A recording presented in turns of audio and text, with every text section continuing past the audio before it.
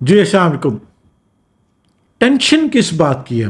مجھے یہ سمجھ نہیں آتی کہ جب ایک چیز کی ذمہ داری گارنٹی اللہ نے لے لی ہے، اللہ میاں نے ایک چیز کی مکمل ذمہ داری اور گارنٹی لے لی ہے، تو پھر ہمیں ٹینشن کس بات کی ہے؟ قرآن میں بھی اور حدیث میں بھی بار بار ایک چیز کا ذکر آیا ہے۔ سورہ الزاریات میں آیت نمبر 58 لیں، سورہ ہد میں آیت نمبر 6 لیں، یا سورہ النمل میں آیت نمبر 64 لیں، ان تمام کا مفہوم ایک ہی ہے۔ اس کے علاوہ کئی جگہ قرآن میں اس بات کا ذکر آیا ہے کہ آسمان، زمین اور آسمان کے درمیان کوئی ایسی جاندار چیز نہیں ہے جس کا رزق اللہ نے اپنے ذمے نہ لیا ہو۔ ایک چیز کی اللہ کھلی گارنٹی لے رہے ہیں۔ ہم یہاں دنیا میں آپ کئی دفعہ ہم دیکھتے ہیں، کوشش کرتے ہیں کہ یار اس کام کی کوئی بڑا آدمی، کوئی ذمہ دار آدمی گارنٹی لے لے، ذمہ داری لے لے، تو ہمیں ٹینشن ختم ہو جاتی ہے کہ بھائی اب یہ کام ہو جائے گا، ہمیں ٹینشن لینے کی ضرورت نہیں ہے۔ تو جب رزق کی ذمہ داری اللہ نے صاف صاف الفاظ میں لی ہے، جس طرح سورہ النمل میں یہ 64 نمبر ہے آیت، کہ زمین و آسمان کے درمیان کوئی ایسی جاندار چیز نہیں جس کی رزق کی ذمہ داری اللہ نے نہ لی۔ میں مفہوم بات کر رہا ہوں۔ اسی طرح جو باقی بھی میں نے آپ کو بتایا ہے، تو ہمیں پھر ٹینشن کس بات کی ہے، پریشانی کس بات کی ہے؟ حدیث میں جس طرح ہے کہ اللہ پر اس طرح توکل کرو جس طرح توکل کرنے کا حق ہے، تو وہ ایسی جگہ سے رزق دے گا کہ جیسے وہ پرندے صبح نکلتے ہیں خالی پیٹ اور شام کو بھرے پیٹ گھونسلوں میں اپنے لوٹتے ہیں، اس طرح رزق آپ کو ملے گا۔ اس کی میں ایک ایگزامپل، آپ لوگوں کی بھی زندگی میں بہت سارے ایسے واقعات اور لمحات آئے ہوں گے، موقع آئے ہوں گے جس میں آپ نے خود فیل کیا ہوگا کہ ایک دروازہ بند ہوا ہے تو دوسرا دروازہ رزق کا کھل گیا، اور کہاں سے کھلا، کیسے کھلا، آپ کو بھی نہیں پتا چلا۔ ایک ایگزامپل میں آپ کو اپنی دیتا ہوں۔ ایک میرا کسٹمر کلائنٹ، اس کا مال میں بیچتا تھا، مجھے اس پر کمیشن ملتی تھی، تو 3-4 سال سے میں اس کا کام کر رہا تھا، تو مہینے کے 30-35 ہزار، ایوریج 40 ہزار میری وہاں سے انکم جنریٹ ہوتی تھی۔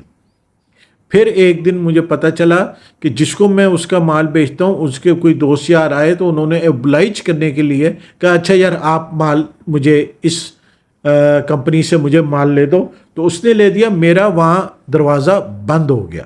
ٹھیک ہے، پہلے تو انسان بشر پریشانی ہوتی ہے، وہی نا ٹینشن ہوتی ہے، کس بات کی ٹینشن کہ یار یہ زیادتی ہوئی ہے، میں 3 سال سے کر رہا تھا، اتنی محنت کی، کس بات کی محنت؟ کیا پہلے بھی اللہ ہی دے رہا تھا، وہاں سے ذریعہ وہ تھے، دینے والا اللہ کی ذات تھی۔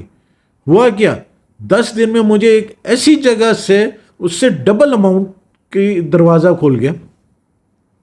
وہ ایک کوئی جگہ تھی، والد صاحب نے کہا بھائی اس کی اب رینٹ آتا ہے تو یہ اس کو دے دینا، وہ 35-40 ہزار سے مجھے 60-65 ہزار روپے کی دوسرا دروازہ میرا کھل گیا۔ تو پھر مجھے بھی ریئلائز ہوا، تو بھائی یہ ہمارا جو کام ہے کہ ہم نے سیدھے راستے چلنا ہے۔ دیکھو قرآن جب شروع ہوا ہے پہلی صورت میں الحمدللہ رب العالمین، تمام تعریف اس اللہ کی ہے جو رب ہے تمام عالم کا۔ رب کا مطلب پالنے والا۔ جب اس نے ذمہ داری لے لی ہے رزق کی، تو ہمارا کام تو صرف پہ محنت کرنا ہے۔ کئی جگہ آپ نے دیکھا ہوگا، مارکیٹ ہے، ایک ہی آئٹم ہے، 5 دکانیں ایک ہی چیز بیچ رہی ہیں، ایک دکان کے پاس ویل نہیں ہے، وہاں کھڑے ہونے کی جگہ نہیں ہے، اتنا رش ہے۔ ایک ایوریج بیچ رہا ہے، ایک ویلا بیٹھا ہے، چیز ایک ہی ہے، ایک ہی سب کچھ ہے، ریٹ بھی ایک ہے۔ تو رازق اللہ ہے، ہمارا صرف کام ہے محنت کرنا۔ کسان بیج بوتا ہے، ہل چلاتا ہے، پانی دیتا ہے، فصل لگے نہ لگے، 2 کھیت ہیں، ایک ہی طرح کا ہل چلایا، ایک ہی بیج ڈالا، پانی بھی برابر، کھادیں بھی برابر، ایک ہی بمپر کراپ ہوئی ہے، ایک ہی ایوریج کراپ ہوئی ہے۔ تو یہ پھل بوٹے لگانا تو اللہ کا کام ہے، ہمارا کام ہے مشق بھر بھر پانی لگانا۔ تو اس بات کی ٹینشن لینا کہ ہے کیا ہوگا، یہ شیطانی ٹینشن ہے، یہ شیطان کے وسوسے ہیں جو وہ ہمارے دلوں میں ڈالتا ہے کہ ہن کی ہوئے گا، دکان بند ہو گئی، فلانا کاروبار بند ہو گیا۔ جب تک آپ ان چیزوں کو، ان جو اسباب ہیں ان کو سمجھو گے کہ یہ ہمارے رازق ہیں، تو آپ ہمیشہ ٹینشن میں رہو گے۔ اسباب جو ہیں، چاہے وہ آپ کی فیکٹریاں ہیں، آپ کے پلازے ہیں، آپ کی دکانیں ہیں، آپ کا کاروبار ہے، آپ کی جاب ہے، جو بھی ہے، یہ اسباب ہیں، ان کو ایز اے اسباب بھی ٹریٹ کرے، ایز اے اسباب بھی ٹریٹ کرے کہ یہ تو صرف ذریعہ ہیں، مین سوئچ، مین سورس تو پیچھے اللہ ہے۔ وہ اگر آج مجھے یہاں سے رزق دے رہا ہے، کل کو وہاں سے بھی دے سکتا ہے۔ اب ایک صاحب میں کافی عرصے بعد ملے، وہ جب بھی ملتے ہیں میں ان سے یہی بات پوچھتا ہوں کہ ہاں بھائی بتاؤ آج کون سا کاروبار کر رہے ہو؟ آج سے مراد اب آج کل کون سا کاروبار کر رہے ہو؟ وہ تقریباً ہر دوسرے سال تیسرے سال اپنا کاروبار یا بدل لیتے ہیں۔ کیوں؟ میں نے ایک دفعہ ان سے پوچھا تھا، انہوں نے کہا بھائی وہ کوئی ایسے نہیں کہ بڑے کوئی نیک اور پرہیزگار پاک بندے نہیں، بس نماز روزہ زکوٰۃ، بس ایک جو ایوریج مسلمان ہوتے ہیں نا اس طرح کے، پر کاروبار وہ بدل لیتے ہیں۔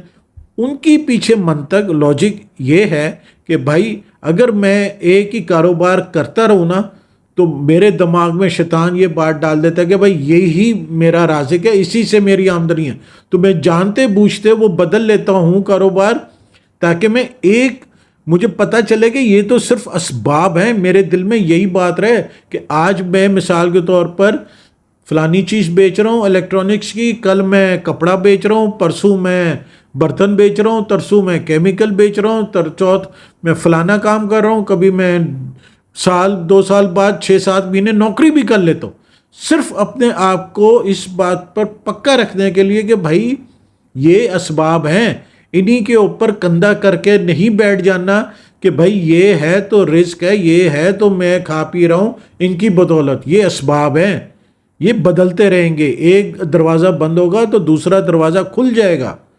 تو اس بات کو سمجھیں اور ٹینشن مت لیں رزق اس معاملے میں کہ رازق تو اللہ ہے، جب اس نے ذمہ داری لے لی ہے تو بات ختم، پھر کس بات کی ٹینشن؟